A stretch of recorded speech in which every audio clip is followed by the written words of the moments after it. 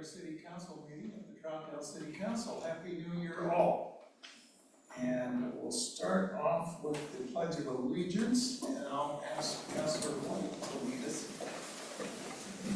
Pledge allegiance to the flag of the United States of America and to the republic for which it stands, one nation, under God, indivisible, with liberty and justice for all.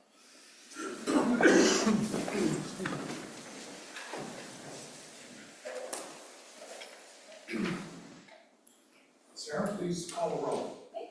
Councilor Andrews? Here. Councilor Allen?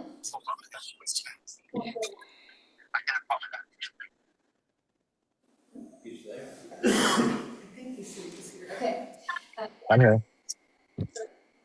Councilor White? Councilor Davidson? Yeah, here. Councilor Leamy? Here. And Mayor Redmond.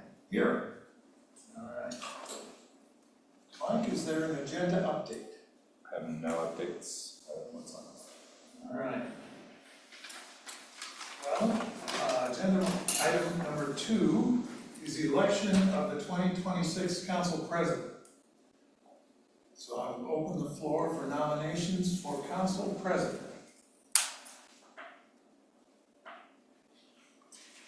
This is Councilor Andrews. I'd like to nominate Councilor White for council president 2026.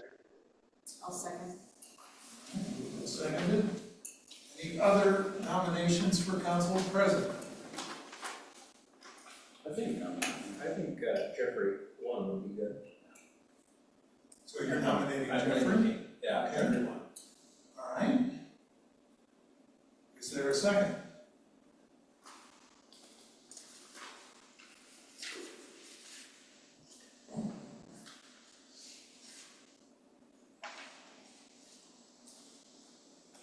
Well, hearing no second, any other nominations for council president? If not, I would entertain a motion to close nominations. Councilor Andrews, I move that we close nominations for council president. And a second? That's it. All right. Call the roll. Councilor White? Yes. Councilor Davidson? Yes. Councilor Leamy? Yes. Councilor Andrews? Yes. Councilor Allen? Yes. Councilor One? Yeah. Mayor Redmond. Yes. All right, and we'll move on to election of Councilor White as council president. Would you call the roll? Councilor White? Yes. Councilor Davidson? Yes. Councilor Leamy? Yes. Councilor Andrews? Yes. Councilor Allen? Yes. Councilor One? Yes. Mayor Redmond. Yes. All right, congratulations, Councilor White. It's been a grueling job. Dave's made it pretty easy. You're welcome to make a speech if you wish. All right, well, we'll move on then to agenda item number 3, public comment. This is public comment on non-agenda and consent agenda items is welcome at this time. Public comment on agenda items will be taken at the time the item is considered. Public comments should be directed to the presiding officer and limited to matters of community interest or related to matters which may or could come before council. Each speaker shall be limited to 5 minutes for each agenda item, unless a different amount of time is allowed by the presiding officer with consent of council. The council and mayor should avoid immediate or protracted responses to citizen comments.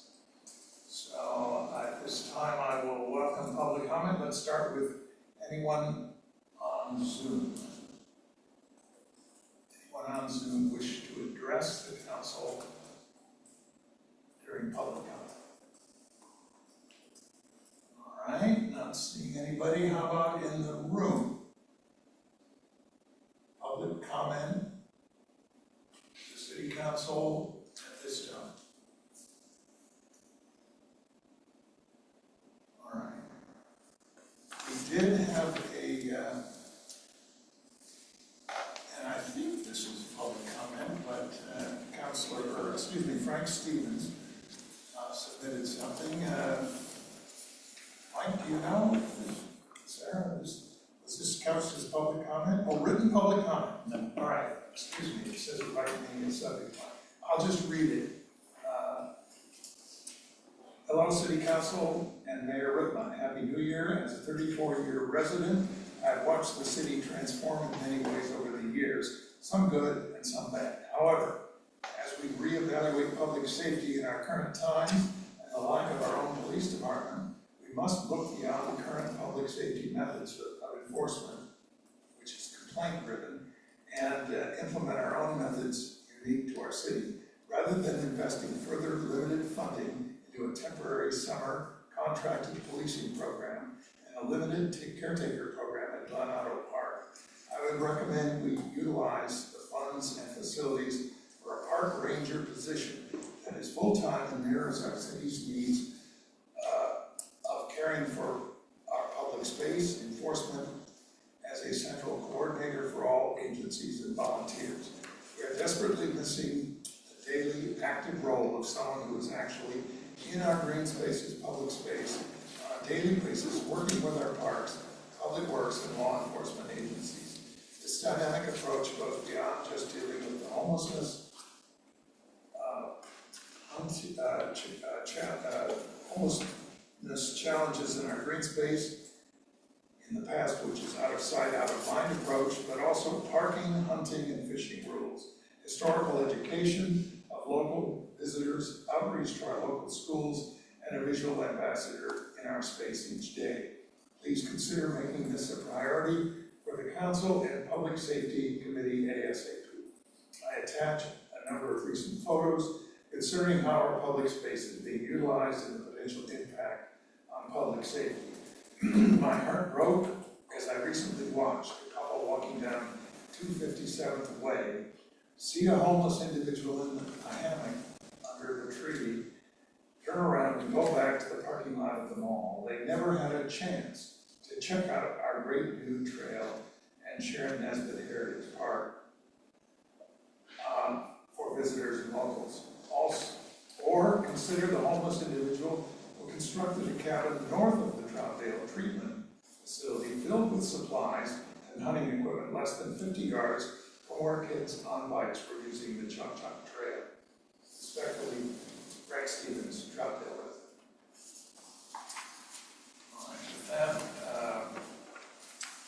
and thank you, Mr. Stevens, we'll proceed.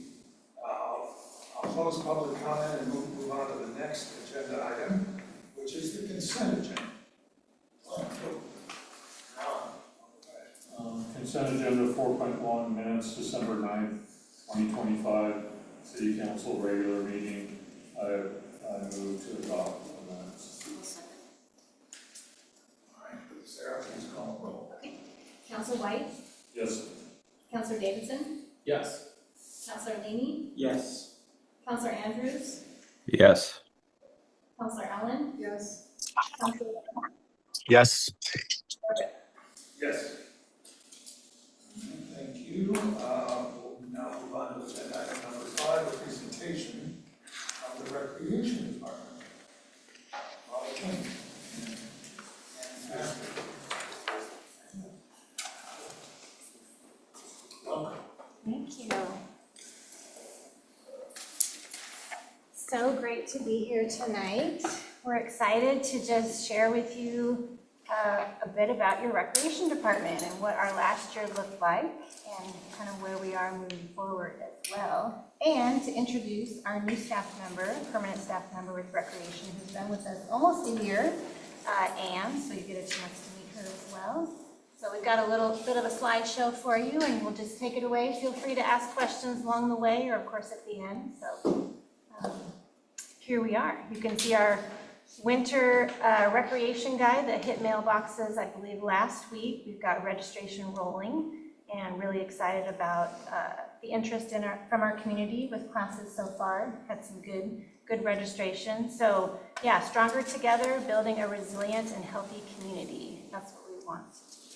Next slide, please. This is our mission statement. This was actually created at the foundation of the department, which was about 30 years ago. I believe in 97 was when the first programs launched, and I think 96 was when the department was created. So just about 30 years. So providing affordable programs that enhance the quality of life while providing opportunities for involvement and to build a foundation for community pride.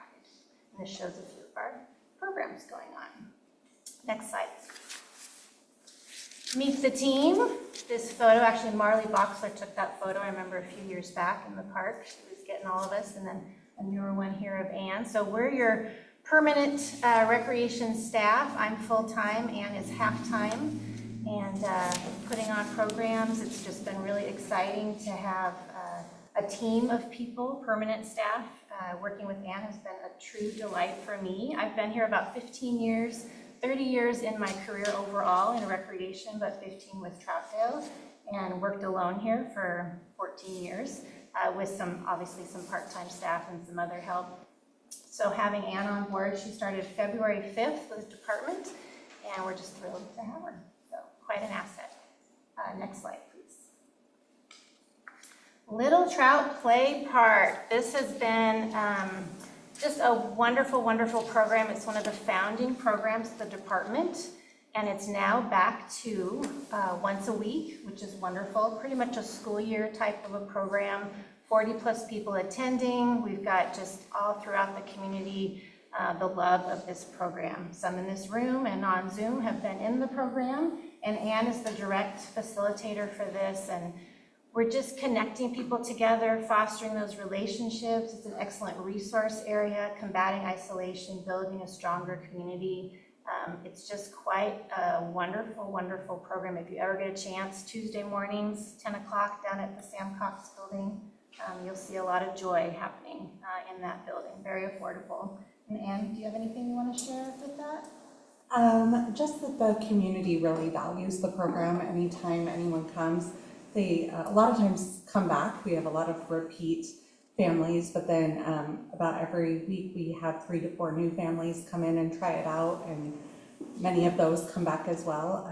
They really appreciate it. The kids are learning to connect with their neighbors, make friends, good social skills. The adults are getting out of their house in just a time when it can be really isolating to have a toddler. So it's just a really positive thing. Whenever we take a break, they're always asking, when can we start back up? So this year we started back up a little earlier to meet that need, and so just meeting the needs of the community. I should have said it's birth to 4-year-olds with their caregivers, and I think, you know, a decade or so ago you'd get one caregiver with a handful of kids coming in. Now we get 2 parents, 2 caregivers with 1 kid coming in. You know, it's just a social venue just for everybody, and a good mix of people.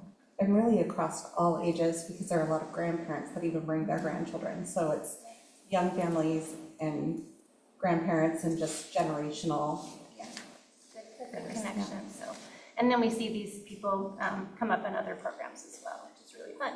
Like joining a dance program or taking our summer day camp program.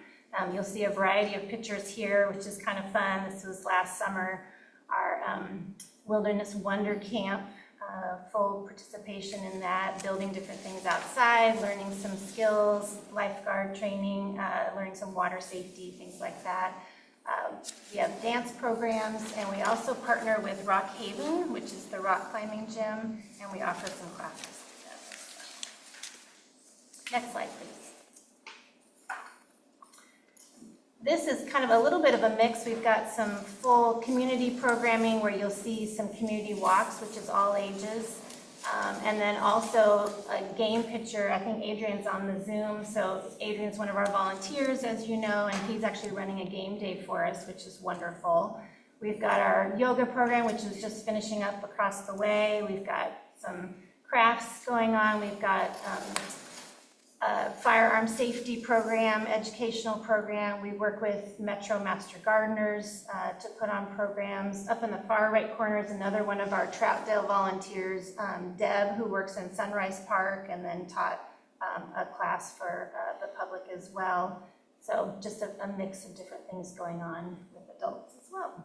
And some mixes. Another thing we've seen a lot of growth in and success is the community walks. We're doing those more frequently. We've taken a pause for the winter months, but you're doing those on Thursday. Play Park's been so popular that a lot of parents have asked, or caregivers have asked, to do another day of Play Park. But instead, we're implementing community walks, and so they can meet twice a week with their toddlers, but then it meets all the needs of the community, because we not only have the Play Park attendees, but we also have just a huge array of community members that attend. We are also featured in Portland Monthly, which was pretty exciting to have them attend and write up an article alongside the Troutdale Historical Society. Great. Next slide, please. Community events, so movies in the park, merry movies. We had a make a gift program in the winter holiday as well. So there's a variety of pictures all through here that you'll just see of those different events and programs. Good attendance. People give us a lot of positive feedback about these different events. Events versus programming, events are kind of a whole different type of way to do things and takes a lot more energy and time and resources, but it's been wonderful for our community.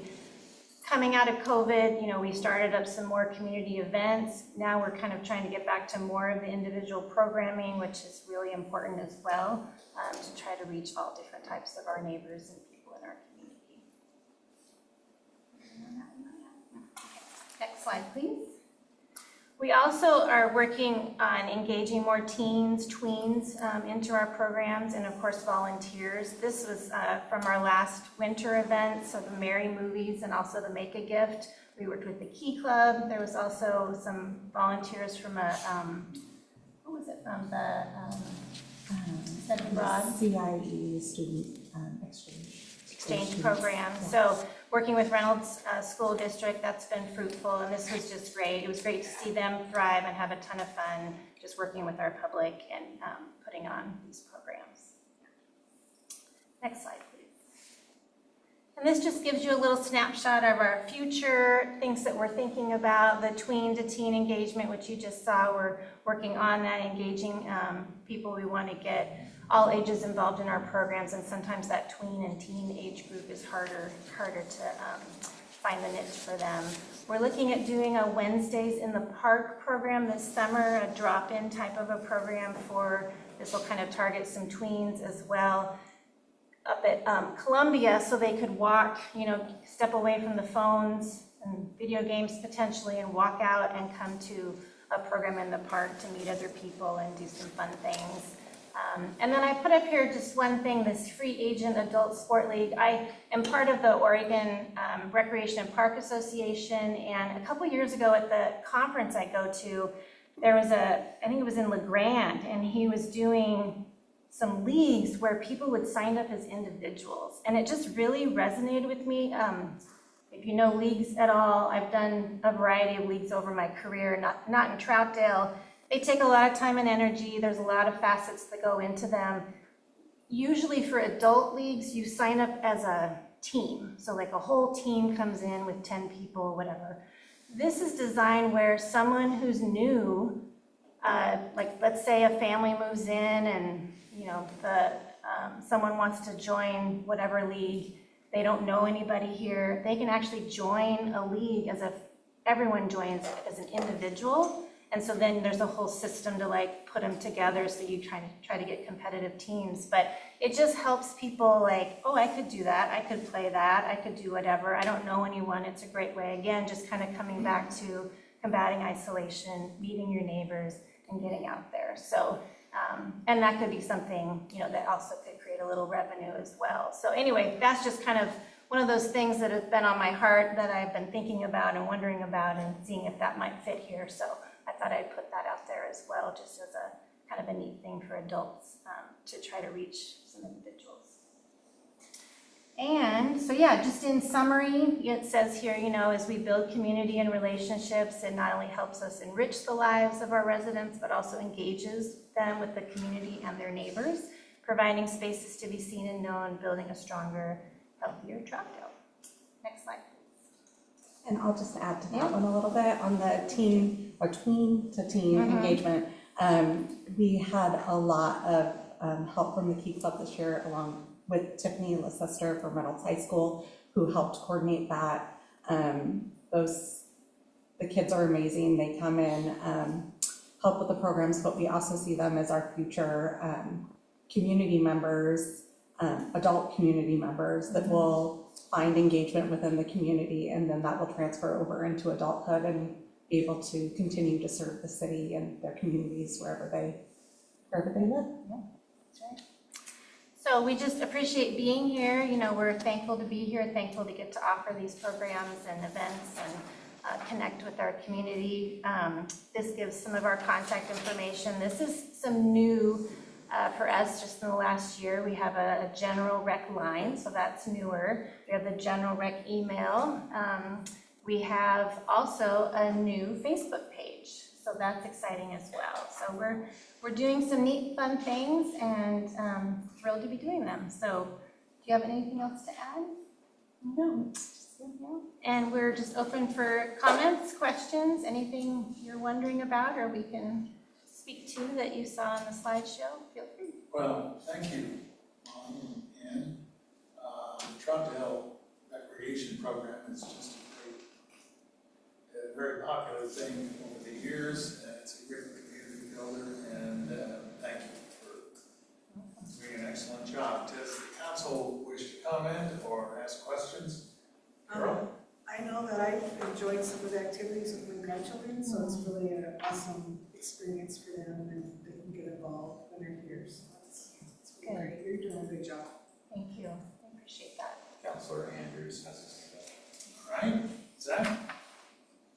Yeah, thanks. And thank you both. I wanted to just say I really, really appreciate your efforts, and it's always good seeing you at Little Trout, and appreciate everything you do there to make that flow so smoothly, and take care of all the little things that go, seemingly unnoticed at the time. So just really appreciate you, and I'm excited about the future of recreation and what we could be doing, and eventually it'd be really nice, I think, to have a solid rec center here in town to be able to do a lot of these things. So I'm pulling for that, and hopefully once we get a little bit further down the road, that is something we can see happen. So I appreciate you guys very much. Thank you. Thank you. Other comments? Glenn? Yeah, I was just gonna say, you were partner in one for quite a while. Party of one.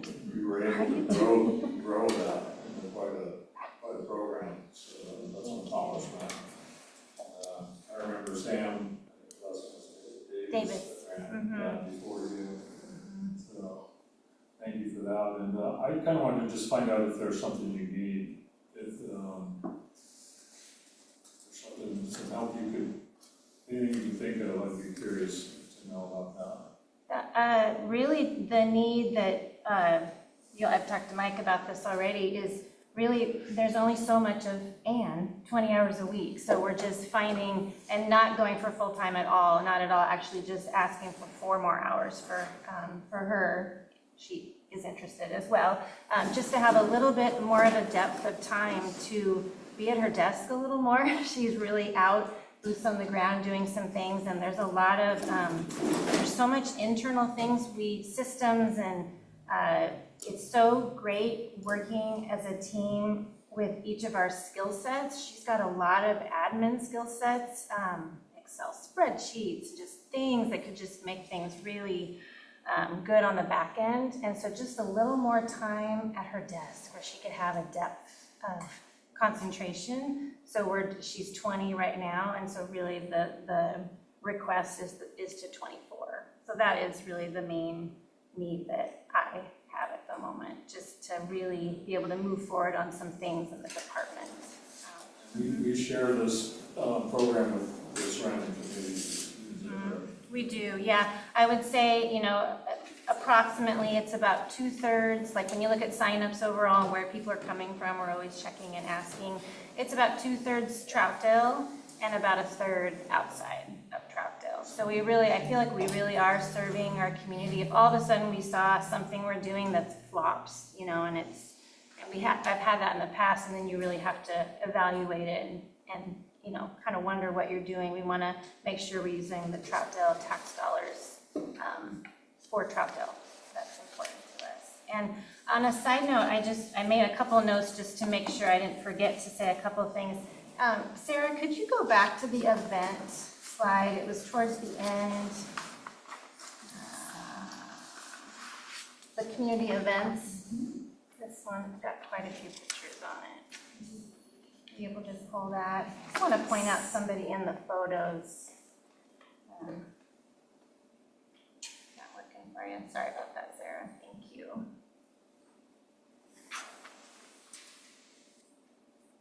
We have the two of us as permanent, but we also have another person who's been a recreation aide, so actually a recreation titled employee, who's, can never remember not a permanent employee.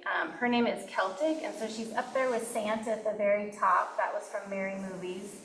And then she's actually at the bottom in the Santa hat helping at our Make a Gift.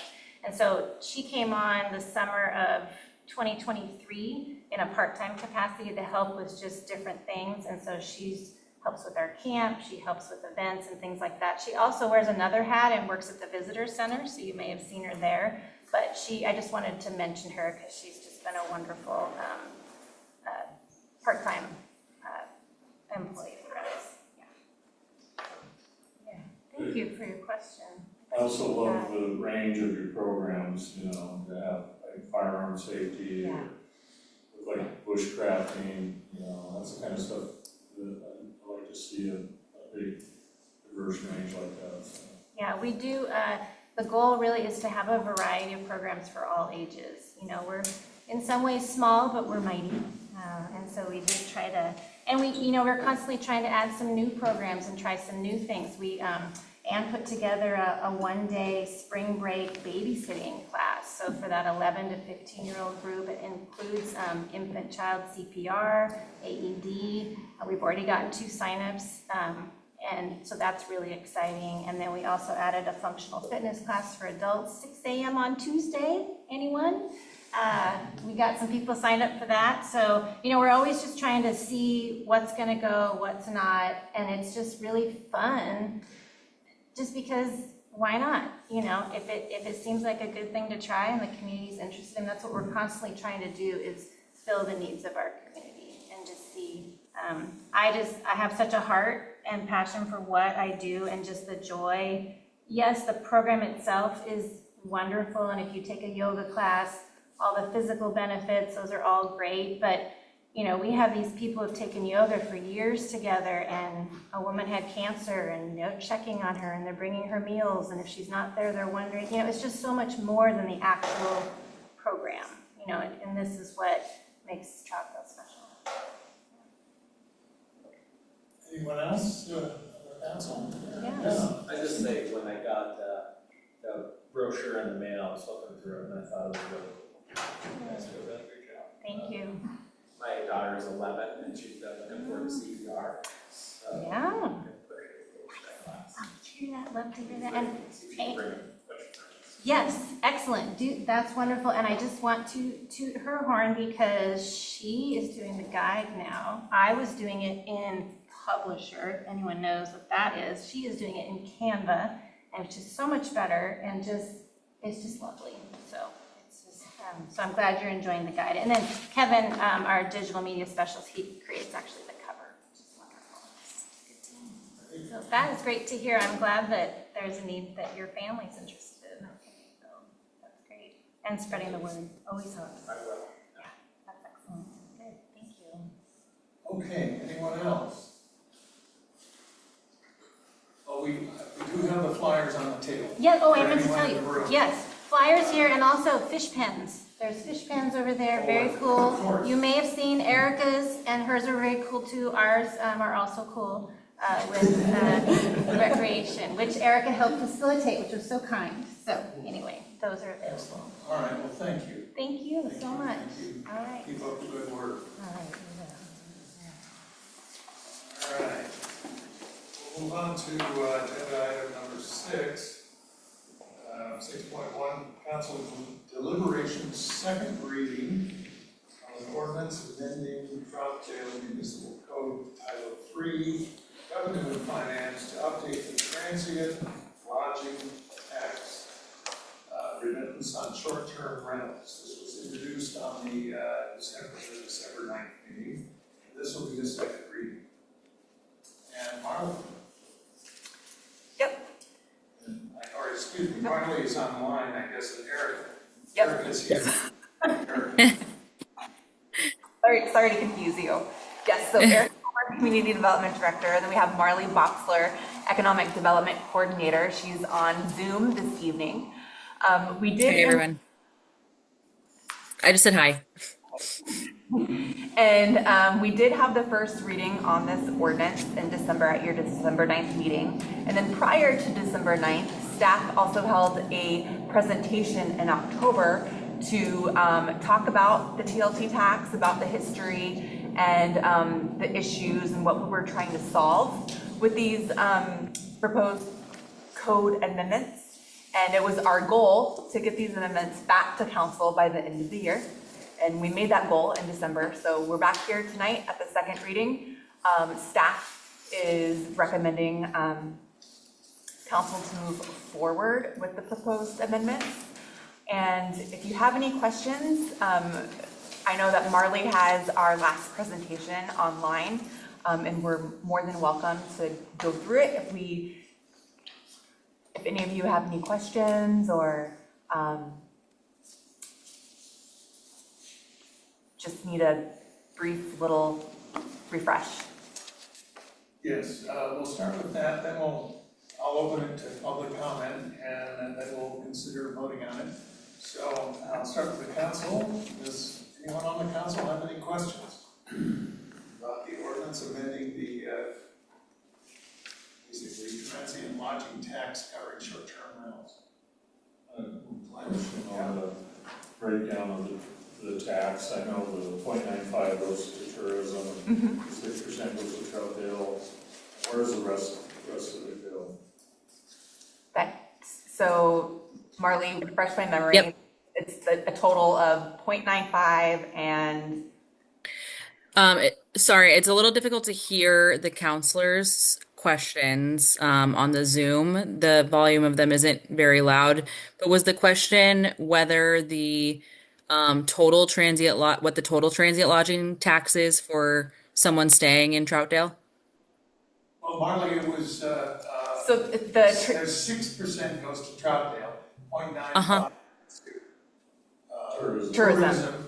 And is there any other, is there other tax of that tax going? nope, that is the tax, 6.95%. I thought a portion. Yes, so what you're discussing, the tax that's in question tonight, or well, we're not questioning the tax, we're, discussing the changes to the code. And to be clear, we're not proposing any changes to the city's local tax, but the city has a 6.95% transient lodging tax. 6% of that goes into the general fund. 0.95% of that is earmarked towards tourism promotion, which is held within the Tourism and Economic Development Division of the city. In addition to the city's tax, there is a state tax and there is a Multnomah County tax, but we do not collect those or see those. Those go to those organizations. So we're just discussing our own local tax. The state and the county do collect the transit lodging tax on the short-term rentals. It's only the city that does not. I was wanting to find out how much that is, so what percentage. It So, says in council- in like 13. So Councilor White, the way it goes is we would get 6%, then 95% of that 6% goes into tourism, and then 5% come into the admin side. Is that your? No. I was trying to get the total amount, so the portion they're paying, I think it's 13. I remember. So Councilor White is asking what the total tax is. It is for the city of Troutdale, it's 6.95%. For Multnomah County, it is 5.5%, and for the state of Oregon, it is 1.5%. And on the 5.5, I'm wondering, how do they use that money? Are they doing advertising or tourism stuff with that money as well? Multnomah County does not have a countywide DMO, and I do know that they partner with Travel Portland, and they do provide them with some funding, but I don't have the specifics on where the county's tax dollar is allocated to. Okay, I was just curious more than anything. Other questions from the council on the ordinance amending our Troutdale tax for short-term rentals?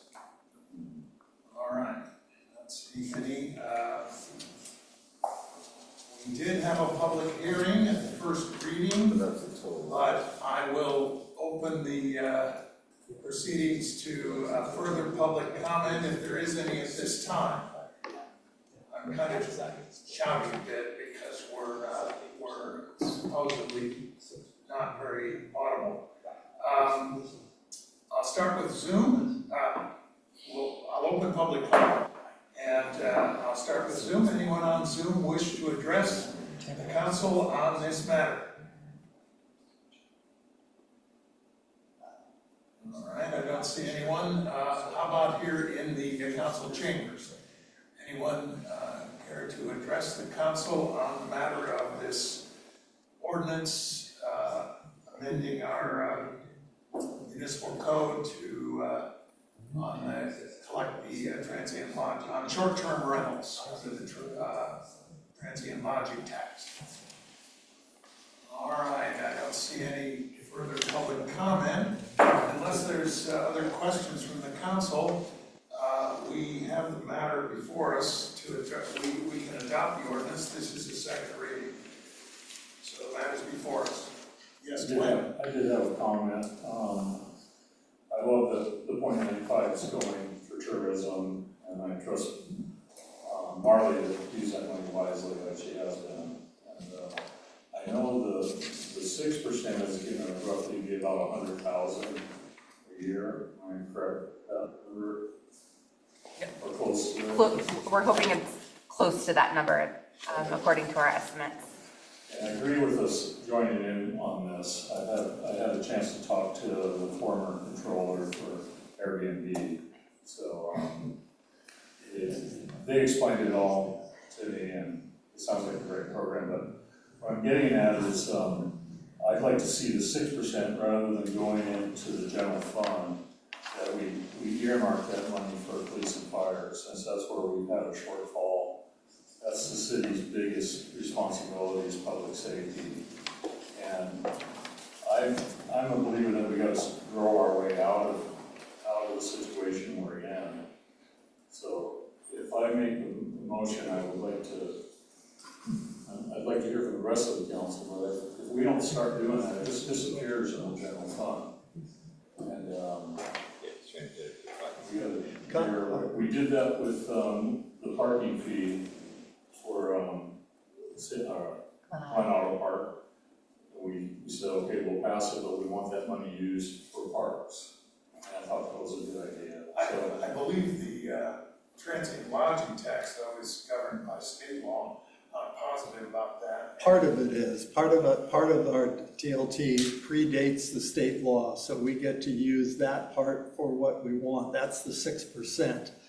But dedicating revenues like this should more appropriately be done in the budget process than just through a resolution at council. So and the budget process is just a month away at this point, so. I'm willing to wait. Yep. Thanks, Ed. Yes, this wouldn't be the right vehicle to make that change, but it's worth considering. Other comments on this ordinance? If not, the matter's before us. I would entertain a motion.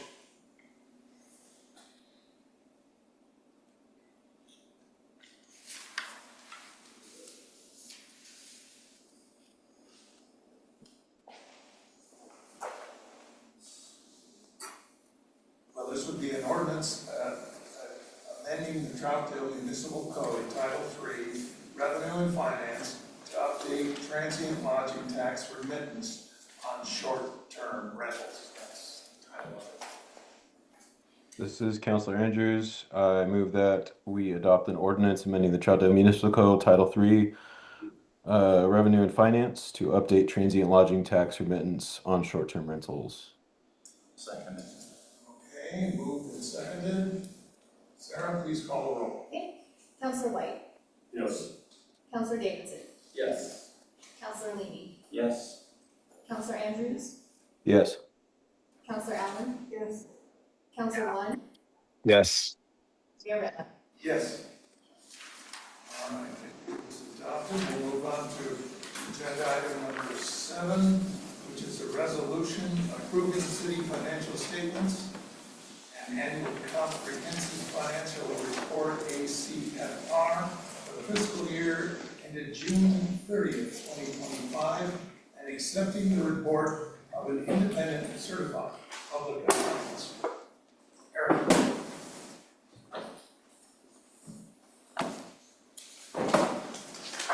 Good evening, Mayor and Council. Thank you. This is the annual presentation of the financial statements from the recently concluded, or most recently concluded fiscal year. I bring this to you each January, and my goal each year is that this is the most boring agenda item that you have throughout the year, because we never want exciting audit reports. And I think we will accomplish that again this year. However, it is important for the record to cover a number of things so that it is on the record to demonstrate the council's financial oversight of the city's finances. One of your roles, and this is an important exercise or demonstration of the council's oversight of city fiscal affairs. The ACFR, as it's referred to, is prepared. It's the city's official financial statements under generally accepted accounting principles, and it's used by both internal as well as city residents, as well as external stakeholders such as bondholders, credit rating agencies, et cetera. The auditor's report is a subset of the pages that are included in the large packet. And their role is to express an opinion about the official financial statements. Management is responsible for the preparation of and presentation of the statements. The auditors are responsible for determining whether those statements are accurate and fairly represent the fiscal circumstances. The ACFR is included in your packet. If you're online, it's all the way back to page 68. And as referred to, it's the annual comprehensive financial report. It's got 3 major sections: introductory, which gives the overview and the structures and so forth, financial statements section, and then a statistical section that provides a lot of demographic information. And it's also important for us fulfilling our continuing disclosure requirements that we have from our debt issuance, the general obligation bond in particular. It's outstanding.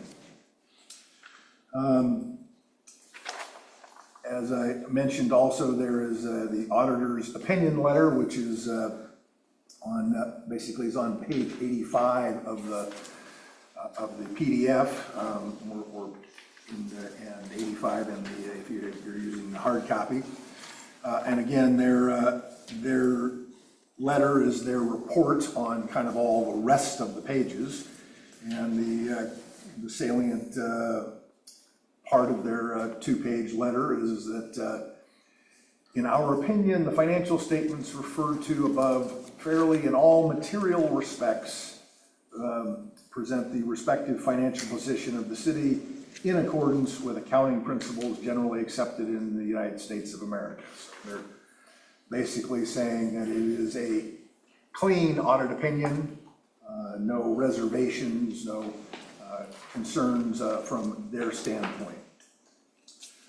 Typically in an audit engagement, there is sometimes what's referred to as a auditing standards, Statement on Auditing Standards, SAS or SAS 115, referred to as a management letter, kind of colloquially.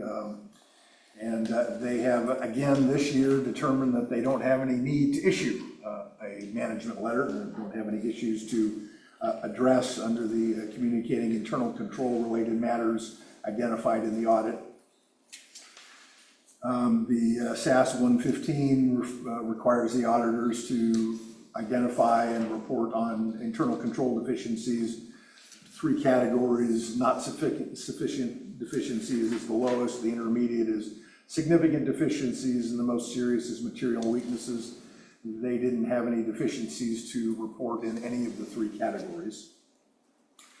In addition to the GAAP, or the generally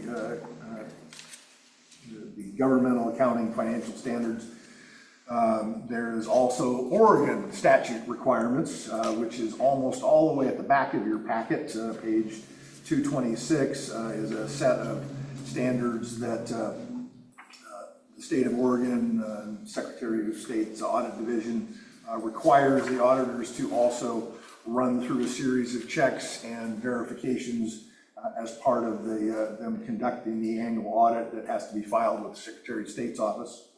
And they look at a number of items as part of that assessment. One of the areas in particular is that they look to see that the gas tax revenue is being spent in accordance with the requirements of the state constitution, requiring gas tax revenues to be spent on roadways.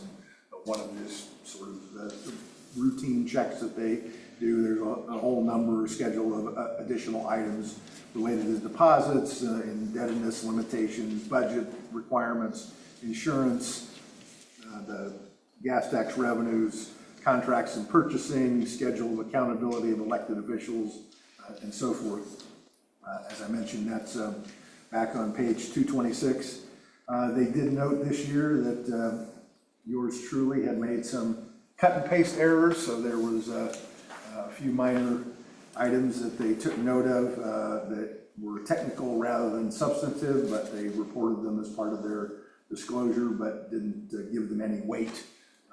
Those were included at the bottom of that page 226, the independent auditor's report required by Oregon state regulations. So that's sort of the second letter or second report that's part of the auditor's reporting process. And then the sort of the final component is a page or 2 behind that on page 228. And this is another statement of auditing standards, statement 114, which is the auditor's communication to the governing body. They, according to their professional standards, are required to communicate to the governing body. And that letter is included again at page 228. Where they go through and they're, as it states, they're required to communicate openly, candidly, and specifically with those charged with corporate governance regarding the significant findings and issues related to the audit. And their specific results of the audit are on the following page of that. And they make note in that SAS 114 that the audit opinion letter was an unmodified opinion on the financial statements, which means it was a clean opinion, that the state standard requirements were met with the minor notation that they had previously mentioned, and that number 3, that there was no basis to issue a management letter again this year. And then finally, they make note in that, near the end of that letter, of some of the upcoming GASB requirements, Government Accounting Standards Board requirements that are coming upon the city in the coming cycles related to future reporting requirements on financial reporting model changes, as well as disclosure on certain capital assets. These are items that I'll have to incorporate in the coming year or 2 set of CAFR reports. So in summary, it establishes the resolution that I'm asking you to approve, approves the official statements. It accepts rather than approves the auditor's report, since it's their professional opinion and isn't really subject to the client approving or disapproving, but it incorporates it as part of the record. And it records and demonstrates the city council's fiscal oversight of the city's finances. And after having put all of that on the record for tonight, if I haven't put everyone to sleep, I'm happy to address any questions that you may have on this item. Well, thank you, Eric, for keeping our usual boring audit reports that indicate our sound financial reporting. If only we had more money, but that's a different question. Mr. Mayor, Mr. Mueller never likes to pat himself on the back, but on page 81 of 235 is the year ago's Certificate of Achievement for Excellence in Financial Reporting, which he's managed to get for, I couldn't tell you how many years in a row at this point, but he does a very good job getting that certificate every year. Well, the city, the past year, this report has been turned into that certificate program, and of course it hasn't yet been graded. The prior year's one, we got the grading back, and that was year 37 that the city has accomplished that. That predates me, but I've continued that process that it was established before I arrived.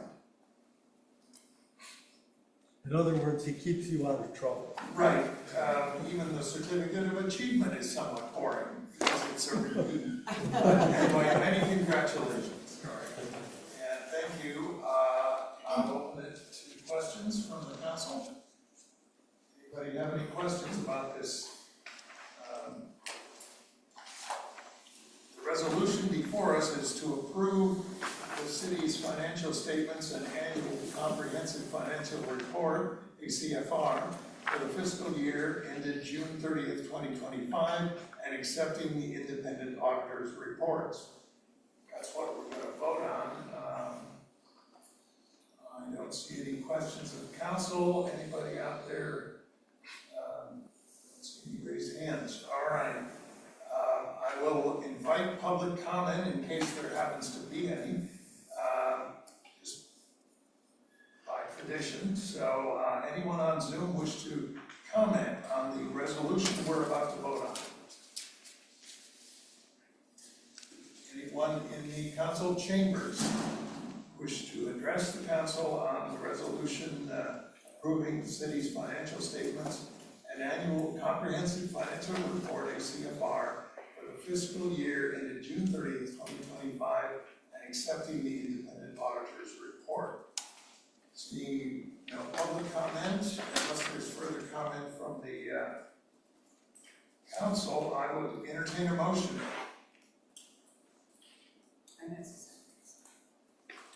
Yes, Glenn? Sure. I move we adopt a resolution approving the city's financial statement and annual comprehensive financial report for the fiscal year ended June 30th, 2025, and accepting the independent auditor's report. Second. All right. Moved and seconded. Sarah, please call the roll. Counselor White, Yes. Counselor Davidson, Yes. Counselor Laney, Yes. Counselor Andrews, Yes. Counselor Allen, Yes. Counselor Wynn, Yes. Mayor Whitman. Yes. Thank you. Thank you, Eric. Next is agenda item number 8, an update on the fire services task force. Mike? I want to kind of keep it brief because we discussed it last night in depth in our PSWAG meeting. I know a few of you weren't there, but just want to give you an update on what the fire task force is looking into now. There's been 2 meetings. I briefed the council last month on what the task force was looking for. Despite our request for some of the modeling numbers of the different districts, whether it was District 1, District 10, new district, they came back with the same information that they'd already presented. So there wasn't really a lot of new information presented other than the numbers that Tiberius produced originally to find out what it would take to run this gold standard of 8 1/3 fire stations. Right now, I think they have 6 fire stations, and they're looking hopefully to add 2 fire stations, one in the Wood Village area, and then one in the South Gresham area. That would reduce call times and or response times and give them additional coverage over areas of concern. To get to the gold standard, what Tiberius came up with is they are estimating a rate of about $3.47 per thousand of assessed value is what they would need to collect in order to get to the figure that they estimate it will take to run a fire district. District 10 is at $2.85 per thousand. The numbers that Tiberius ran would indicate that it could be sustainable to start with, but might not be sustainable in the long term, and probably won't get you the 8 1/3 stations based on the inputs. So I think it's very critical to note that all this information is very rudimentary at this stage. It's just inputs and outputs. There's not a lot of deep dives being included. Councilor One brought up some good points in our personal discussion about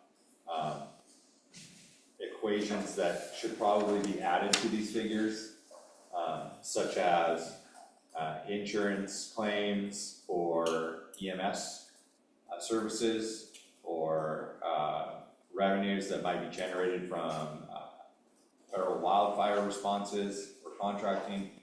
And those inputs aren't necessarily in these numbers. So everything we're talking about right now is very, very rudimentary, like I said earlier, and it's not necessarily ready for mainstream. But I just want to give you an update on what's being talked about and what's being considered. And so at the last meeting, we finally got to the point where the task force agreed that now we need to see the numbers on what it would take to run this model in other districts' financial models. So whether that's District 1, whether that's District 10, whether that's a new district, what's it going to take, and what are those apples to apples comparisons, so that we can make an informed decision on what direction is best for the 4 cities. So that's a quick rundown of what was discussed and what was the direction of the committee. The other thing that we've asked Tiberius to search out is the per capita costs for each city for the fire service that are being provided to their particular area. So that's call data, how many fire responses, and then the cost per capita that are being expended from each city, just to give us a baseline on what we're paying now versus what we're going to need to pay later. So, with that, Mayor, do you have anything to add? I think you and Councilor One were the only 2 present at the task force that you might have something else to share. I think that's a good summary. I think both Councilor One and I were encouraging a look at studying the costs for all the cities, all the 4 cities, for the different service providers. District 1, Gresham, or a new district, or Gresham with District 10, and that is what Tiberius is going to provide. It's essentially what you were saying. So I look forward to the numbers that we're going to see at the next meeting. I think that's going to be much more important, really more important realistically than what we've got so far. But we're headed in the right direction. Jeffrey, did you have anything further? No, I think that is pretty accurate. Until we get some more numbers of different scenarios, I think it's really hard to come to any conclusions whatsoever. So I think we're looking forward to the next meeting. Good, and I'll just say we did have a public safety working group meeting last evening. And discussed this a bit, but we're still waiting for the numbers. Anything else? Unless there's questions from the council, I'll go on to agenda item number 9, staff communications. Mike? The only thing that I have, and I've mentioned it to a couple of you in our weekly or monthly meetings, is for the meeting on January 27th, we really only have one item on that agenda right now, and I'm not sure we're going to be able to get the periodic code updates for the stormwater cleared through DEQ before that date, and so I just want to put that in your ear. If we don't have anything else on that agenda or nothing else pops up between now and then, it might be one of those meetings that we decide to either hold briefly or forego. And we all probably spoke to you, but I endorse the idea of not having that meeting unless something comes up. So it's likely we won't have a meeting on the 27th. 27th, yeah. Council meeting. Keep in mind, folks, those of you who are online, that this meeting tonight is going to be followed by a meeting of the Urban Renewal Agency. Immediately following this meeting, but we'll move on to council communications. Glenn? I just wanted to make the council aware that a large pickup truck hit the Troutdale Bridge, hit the stonework on the Sugar Pine side of the bridge. It did quite a bit of damage. It broke one of the arches, so it's sagging down, and the handicap got knocked onto the walkway, and ODOT's aware of it. I guess the police did catch the guy that did it. So hopefully, I just want us to be aware of it, because I don't want to see a Jersey barrier put up in its place or something like that. Because that's milepost 0. That's the start of the destroyed highways right there. So just making you aware of that. And I tried to listen. We had complaints tonight about the sound system, and I was trying to watch the last Citizens Advisory meeting, and you couldn't hear anybody. It was all very garbled and muffled. So apparently somebody could take a look at that. And I think there's a mixed message with the county. The governor was trying to clean up 1,000 acres, but the county has mobile services that listen to the park. There's like 40 people getting, I don't know, they were walking away with like 5-bag grocery bags, and they're walking right back into the area that they're not supposed to be in. So, I don't know, I just thought I'd mention it. I can give you a little bit of an update on that. It's our old guard that was some of our original homeless that set up shop at 1,000 acres are still technically in the area and haven't moved on. The Department of State Lands removed them from Department of State Lands, but then they hopped across the way over to the Forest Service area. And it's my understanding that they are still in the Forest Service area, which is a different regulatory arm and not the state government. And so now the federal government has to get involved to remove them from federal lands. And so that's the struggle. It's a little bit of whack-a-mole, to put it in a phrase, but it is unfortunate.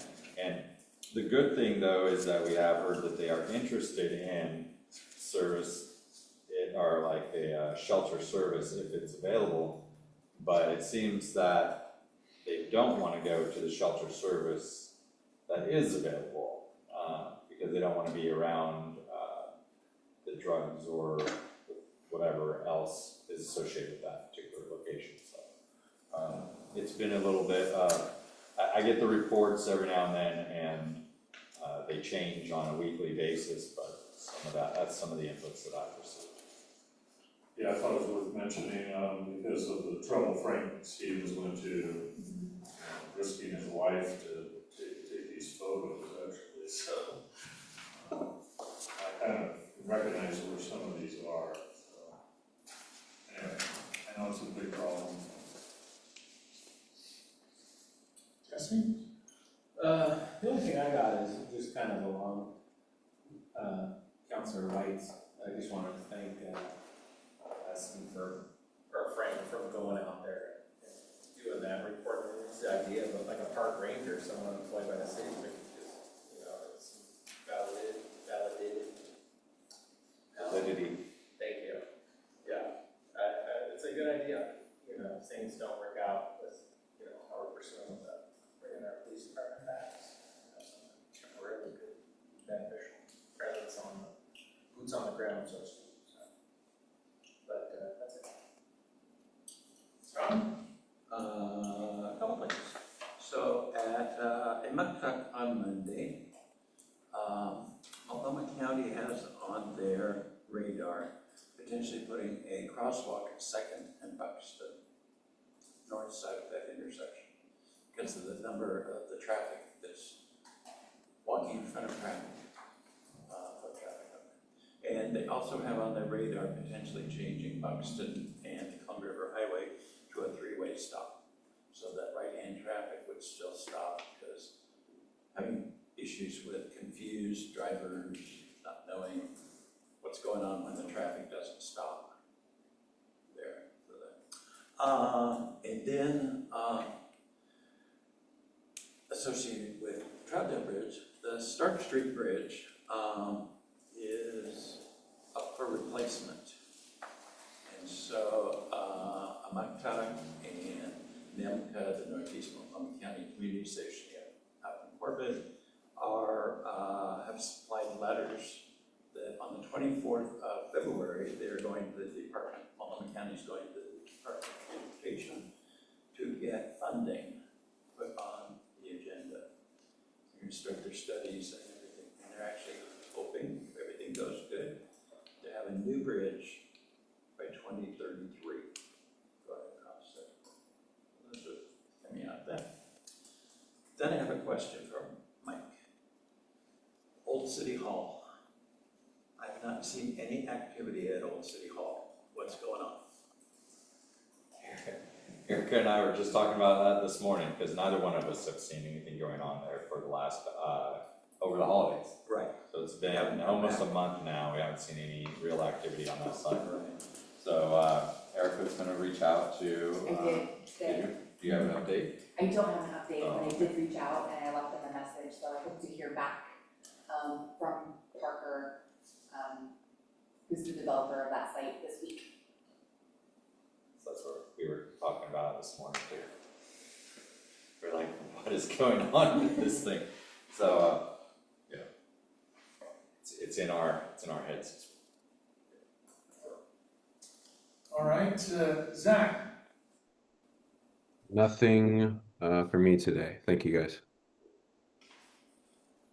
Carol? I have a few. One is, iCandy is coming to Troutdale, is what I heard, because the soda shop closed down, which is sad. But they are coming. That was posted on Facebook and some They signed the lease social. over the weekend. Yeah. One, I did talk to Mike about this, was wanting to know what the hours are for the Columbia Park bathrooms. While I was outside yesterday with my students at the high school, I had a parent approach me asking me to have them come into the restroom, but I cannot let people, they have to go to the front office to do that. And the bathrooms are closed and parents are complaining, so they're not the first parent to complain, but I don't know what the hours are. And I'm not sure why they're closed. I think it had something to do with vandalism, but it'd be nice to know what those hours are.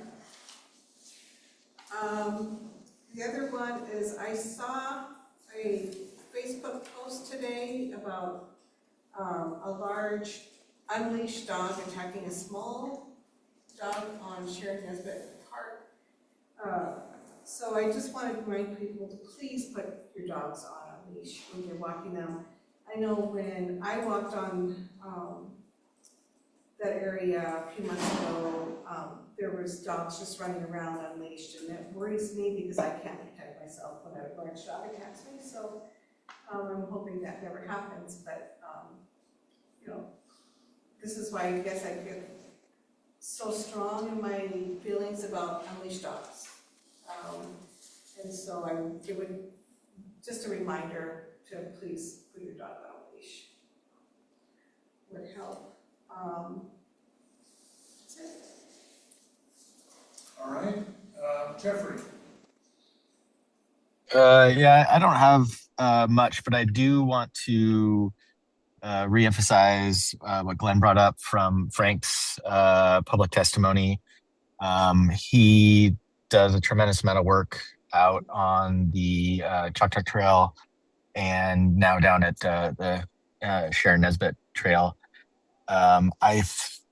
We also, have the issues over in Thousand Acres. While it's not our property, but it gets associated with us. I really want to push strongly for we do something to provide some sort of security and enforcement down on these parks and trails that we have at our disposal. I do not want to see them go to people who will abuse the area. So I know we have a budget, and I know we have so many budgetary concerns with our fire and police service, but I feel like if we don't do something, that these beautiful areas that we have and that we've put a lot of time and effort into are going to be something that people don't want to use because they don't feel safe. So I just want to put that at the forefront of our minds, and hopefully we can figure out something we can do about this. Other than that, no, that's all I have. Thanks. All right, thanks. If people can't hear online or the recordings that we're doing, we need to go back to microphones around the room or around the table at least. The impression I'm getting is that people at the table are heard, but not those of us who sit on the council. And if that's the case with the, was it CAC that you listened to, Glenn? Anyway, obviously, whatever we're doing isn't working. It seemed like a good idea, but that needs to be dealt with immediately. That is our public record of what proceedings here. And so I'm disappointed to hear that people participating that way or listening in can't hear. Well, I got the impression that from the note, they couldn't hear the press. No, it was the council. The note said the council. Oh, it didn't actually say the others. I could hear whoever was speaking. Okay. Loud and clear, but I couldn't hear the committee members. It was really strange to hear every other word. Right. Well, we used to actually set up mics, and if we can't figure out another way, let's go back to that. Anyway, other than that, I wish everyone a happy new year. We're halfway into January now, but let's hope 2026 is a good one. I would entertain a motion. To adjourn. Second. All in favor, say aye. Aye. Any opposed? All right, we are adjourned, but we are going straight into another meeting unless someone wants to take a break. It's only 4:03, so I suggest let's just keep rolling. I am going to now open a meeting of the Troutdale Urban Renewal Agency for January 13th, 2026. We'll start off with a roll call. Director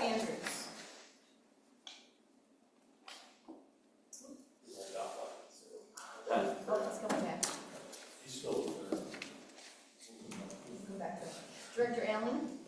Here. Director One? Present. Director White? Here. Director Davidson? Here. Director Leamy? Here. Chair Whitman? Here. And Director Andrews? Here. All right.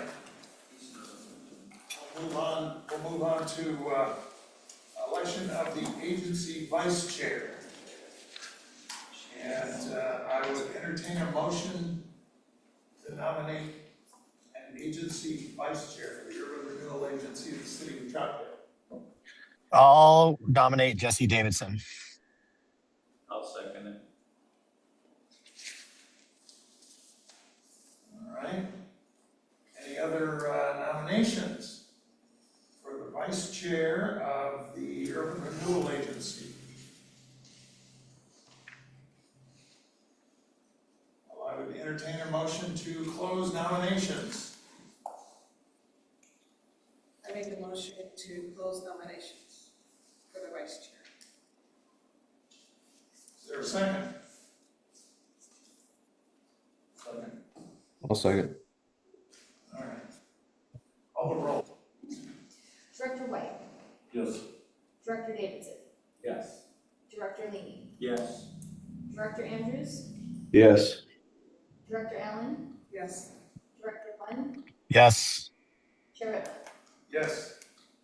All right, and we'll vote on the election of Jesse Davidson, who is the only nominee, as agency vice chair of the Urban Renewal Agency.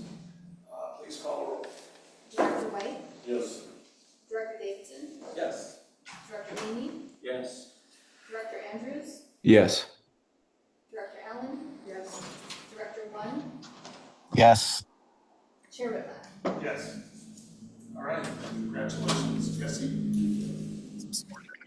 You're welcome to make a speech. No, You don't have to. Okay, all right, we'll move on to public comment. Agenda item number 3.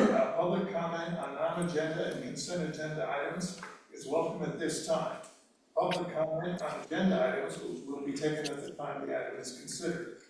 Public comment should be directed to the presiding officer and limited to matters of or related to matters which may or could come before this renewal agency. Each speaker shall be limited to 5 minutes for each agenda item unless a different amount of time is allowed by the presiding officer with consent of the agency. I'll open it to public comment. Anyone on Zoom wish to address the agency during public comment? Seeing no one, anyone in the room here wish to address the agency on public comment? Yes, Diane.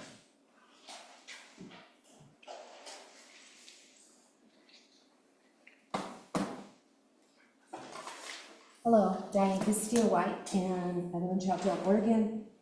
And I wanted to speak about something that will relate to this topic, but I'm on the Citizens Advisory Committee, and Tanny Stapleson and Dakota Meyer, who's our planner, Tanny Stapleson, who's our chair of planning committee, had a really good conversation about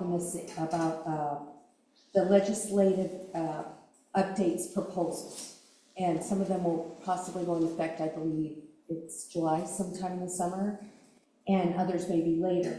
And I just wanted to say that I really wanted, for the last meeting, all the counselors to be able to listen to this, because it was very meaningful, it was very informative. But as somebody else was trying to watch it, again, those that were speaking, you couldn't hear a lot of the words. So I still recommend that everybody watch that, and that leads me to suggest that as the Oregon legislation changes are going to be doing fill-in and are density motivated, that we are going to have more issues, I believe, with parking in all of Troutdale, especially downtown. So as you're contemplating what the URA looks like, I'm still also being on the Town Center Committee. I've always advocated, I've been on it since its inception, always encourage parking so that people can park there on the site and then use our beautiful new trail to then go towards the visitor center and then go to be able to go to all the businesses that are located on in our downtown.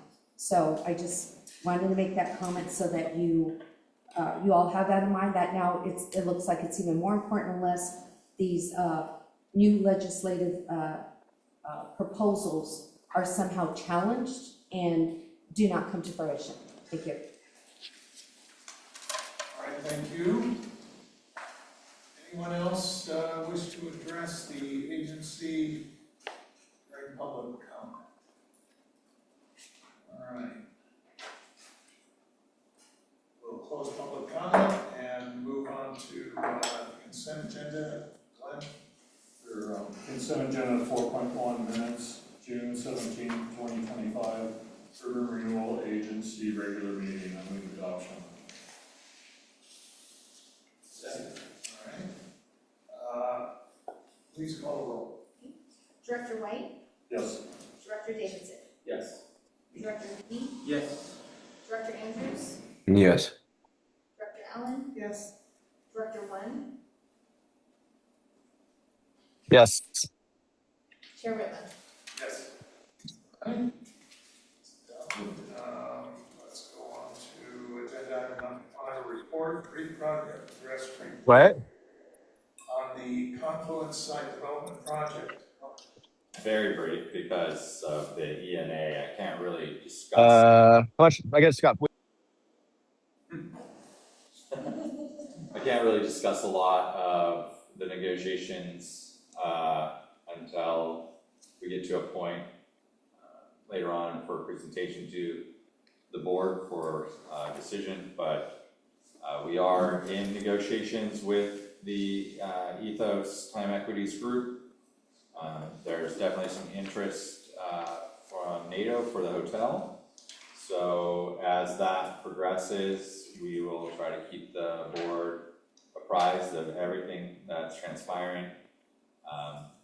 I shared with you many of those things just a week or so ago, and just an update on that. I have already reached out to them. We had a conversation today. It was a 45-minute conversation on that, and so hopefully I'll have more for you in the near future.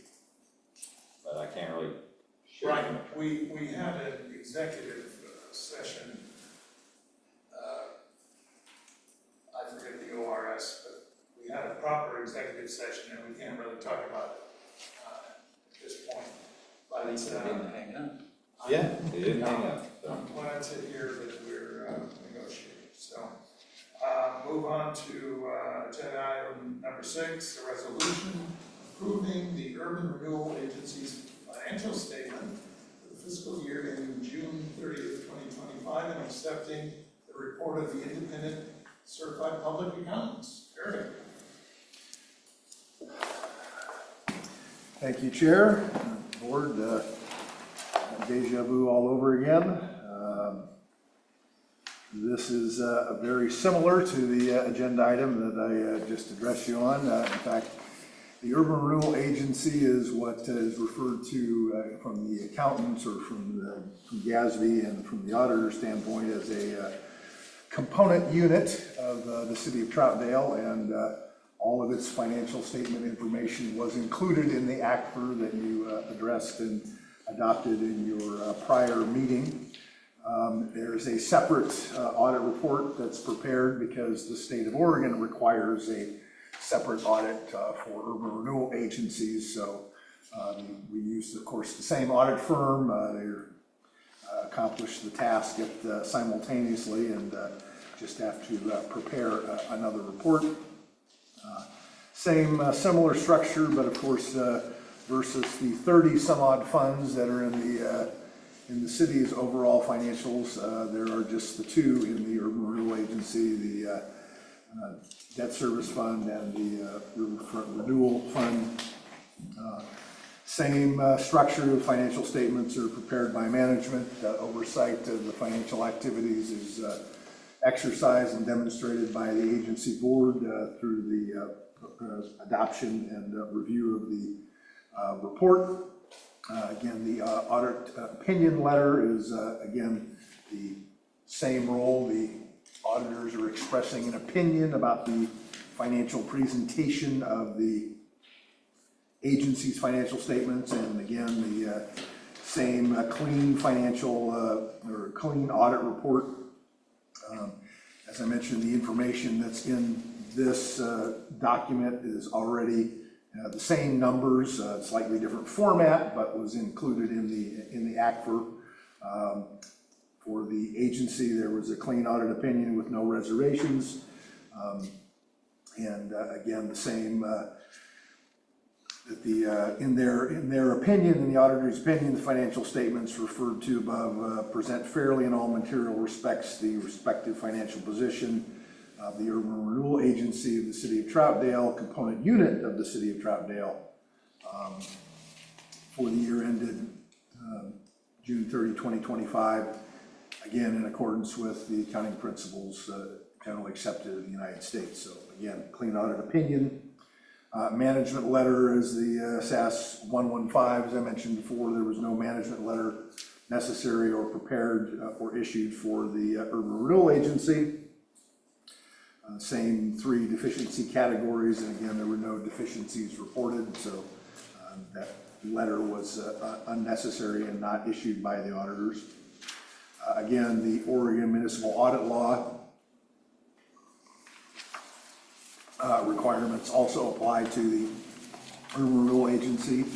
Not all of the various things that they're required to check are applicable to the agency, just because the agency, for instance, doesn't receive gas tax revenue, so there's nothing there for them to validate in that regard. But nevertheless, they go through and deal with the indebtedness, the deposits, the budgets, insurance and bonds, the public contracting, etc.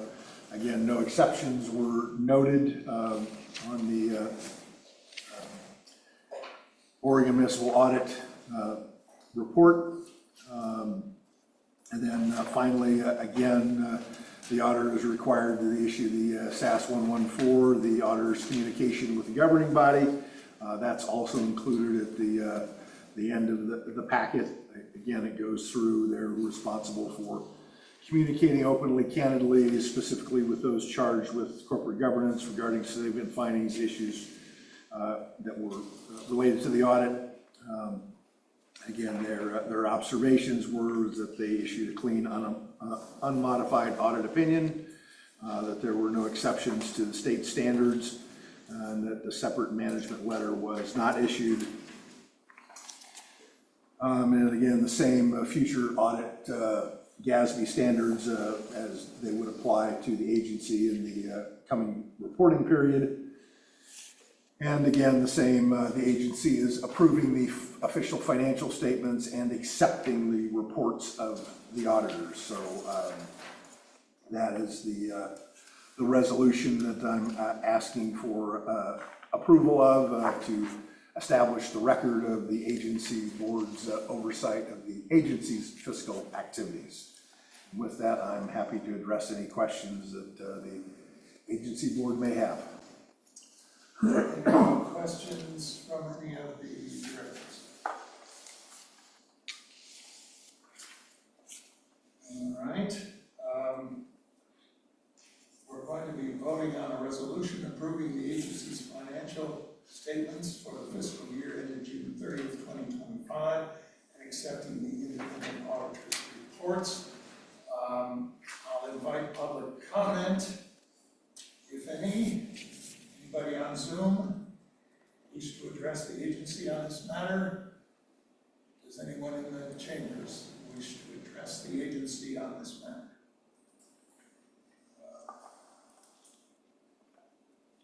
Unless there's other discussion, I will entertain a motion.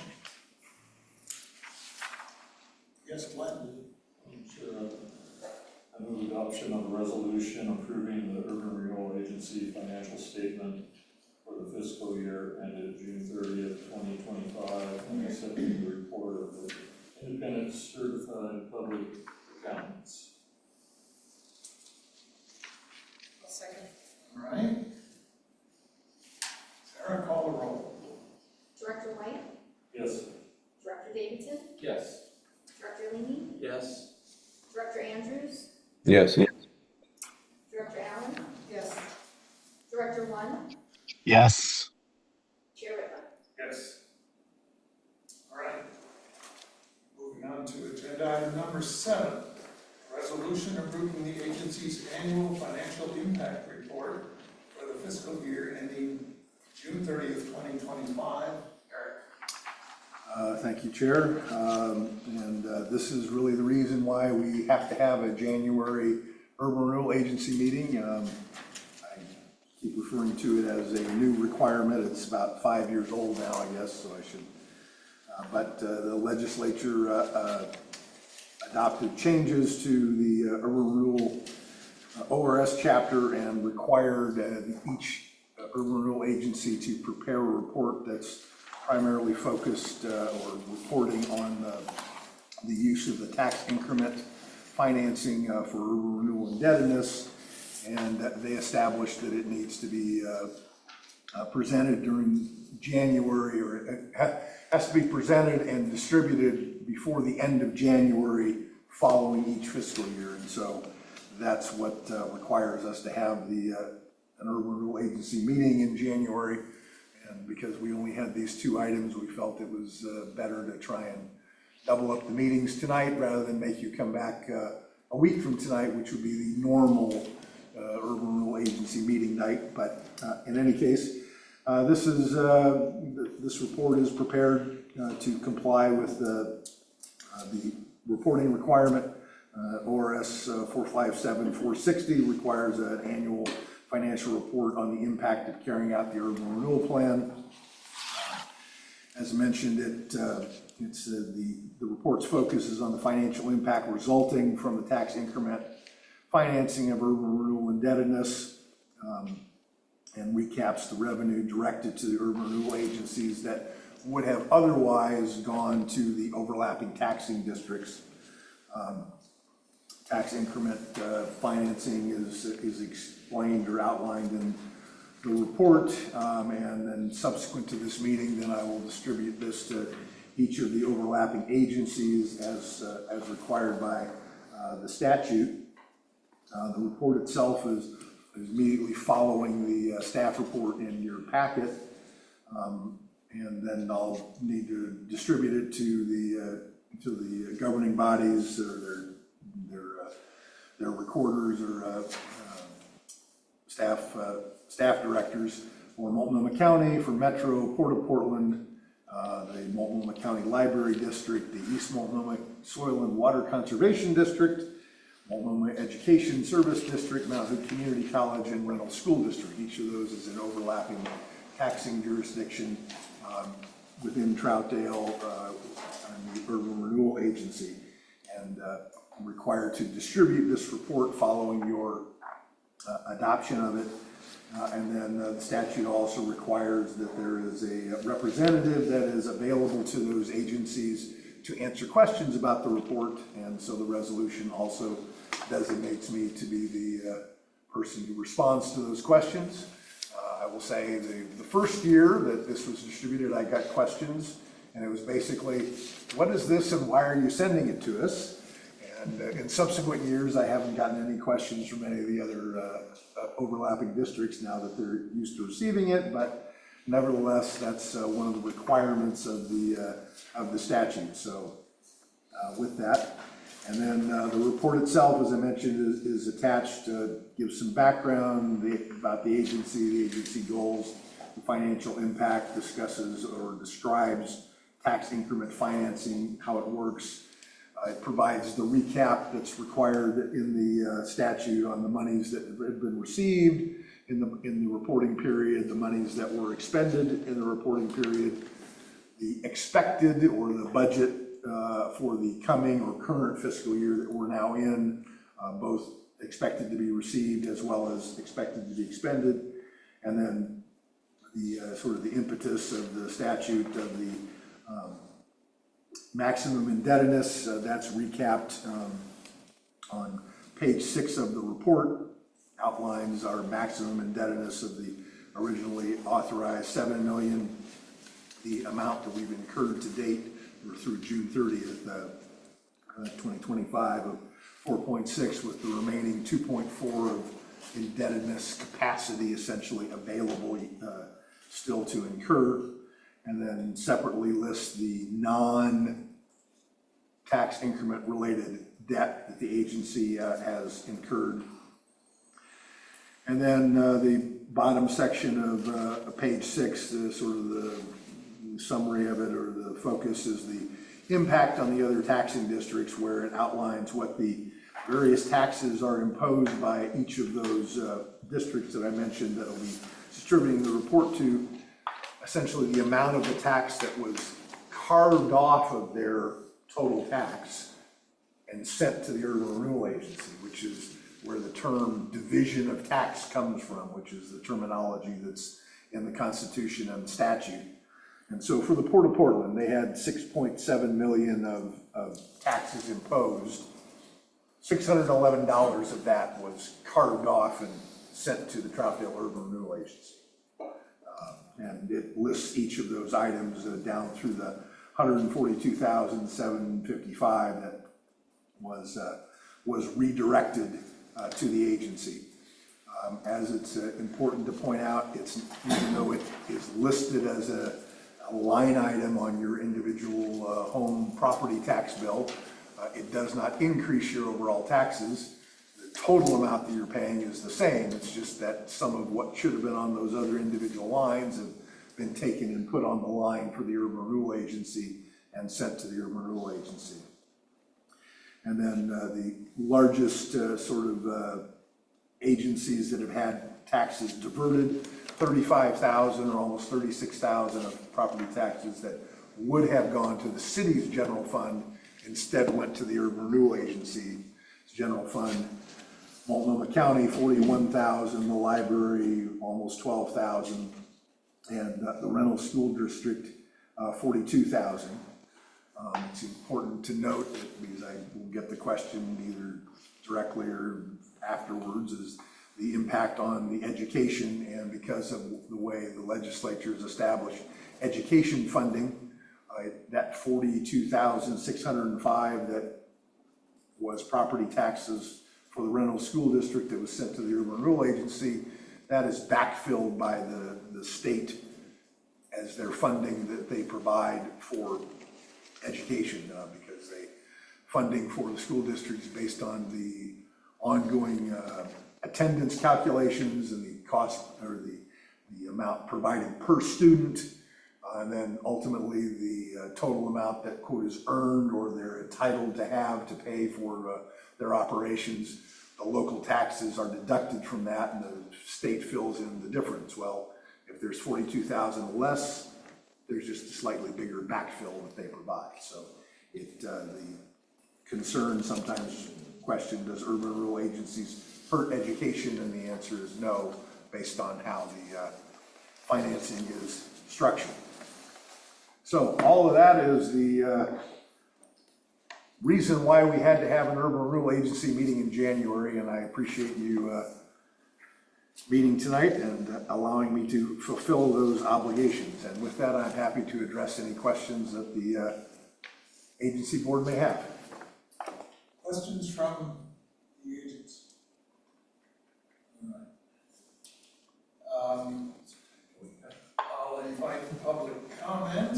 We are going to be voting on a resolution approving the Urban Renewal Agency's annual financial impact report for the fiscal year ending June 30th, 2025. Anybody on Zoom wish to address the agency? Anybody in the council chambers? Seeing none, no public comment. If there's no further comment, I would entertain a motion. I move adoption of a resolution approving the agency's annual financial impact reports for the fiscal year ending June 30th, 2025. Second. All right. Director White. Yes. Director Davis. Yes. Director Allen? Yes. Director One? Yes. Yes. Thank you. Thank you, Eric. We have one other item on the agenda. Is there a motion to adjourn? I make the motion to adjourn. All in favor, say aye. Aye. Any opposed? We are adjourned.